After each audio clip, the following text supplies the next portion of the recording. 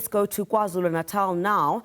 According to the latest figures, KZN recorded the highest number of voter transactions by midday on Saturday, with more than 60,000 transactions captured in the province. Meanwhile, IFP leader Velinkosini Hlabisa is visiting some voting stations in and around Durban to urge voters to register for the upcoming elections. My colleague Ayanda Mhlongo is live to us from Durban. Ayanda, great to see you always. We're expecting the IFP leader to be in and around Durban today. Of course, we've seen quite a number of political party leadership trying to use this opportunity to garner support ahead of the elections. Talk us through the area where you are and what are some of the key issues that are likely to come up from residents there as the IFP leader visits that particular area.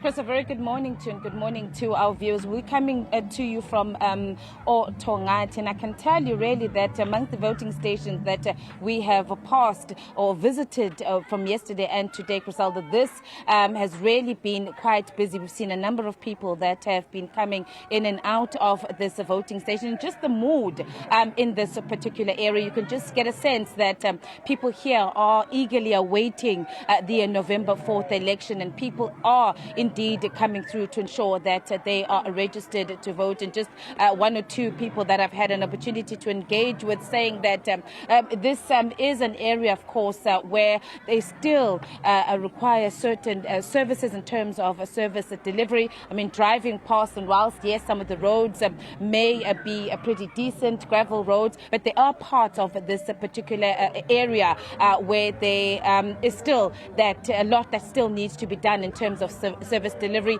upgrades to the road, refuse collection as well.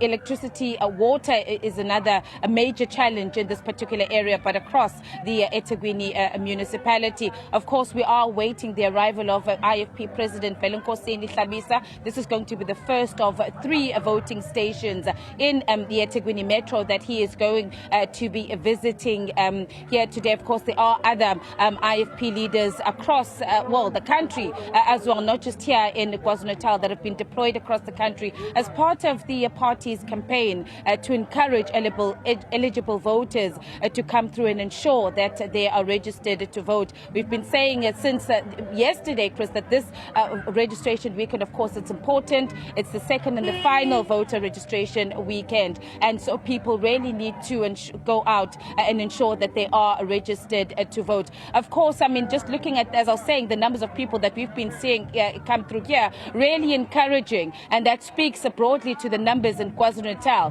where the province has recorded the highest number of eligible voters that have been coming through to voting stations, not only to check that their information or the details are captured onto the IT system, but also importantly is the first time voters. And encouraging in KwaZulu-Natal is that the targets that the IEC had set itself at the start of the year of 312,000 first time voters by the first registration weekend, where they already far exceeded the numbers that they were anticipating. But without much time, let me now bring in councillor of the IFP here in the eThekwini Metro, Mr.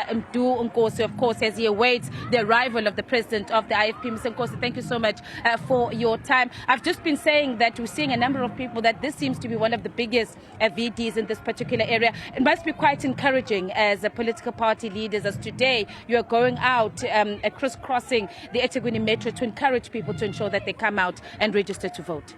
Well, as IFP, we are very delighted to see people coming in numbers, because, you know, this is the last day of the registration, and the president have chosen to come to this community as a humble leader. He wanted to visit people who have been affected by tornado some years ago. Of course, he wanted to see what else he need to assist with, because there are challenges in areas like this, as you mentioned, that issues of service delivery. You have seen that there are so many leaks across. Well, eThekwini, we are trying to put things together with regards to the plumbers who are not at work so far. We are seeing the light at the end of the tunnel, and I must say that as IFP, we have put a lot in terms of the support during the time where these people, they had affected by tornadoes, and as well as our pre-men, also our MEC. So the president of the IFP wanted to see how these people in this community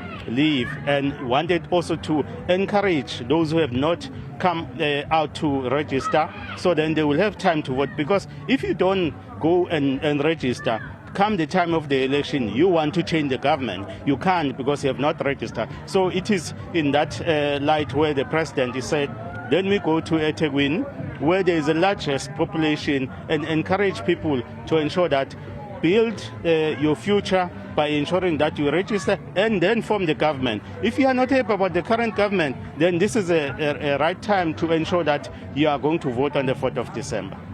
Councillor Mdu, thank you so much for your time. We'll catch up with you a little later when the president of the IFP arrives. eThekwini councillor and member of the IFP, Velinkosini, just of course speaking to us there about the IFP's program today, and the reason in particular why the president of the IFP has chosen to come to this particular area to speak, to engage with the local community about the service delivery challenges in this particular area. As I said, Chris, we are waiting Mr. Hlabisa's arrival, and we will then let you know soon as he arrives at this. This is his first stop in 3 voting stations that he's going to be visiting here in the eThekwini Metro.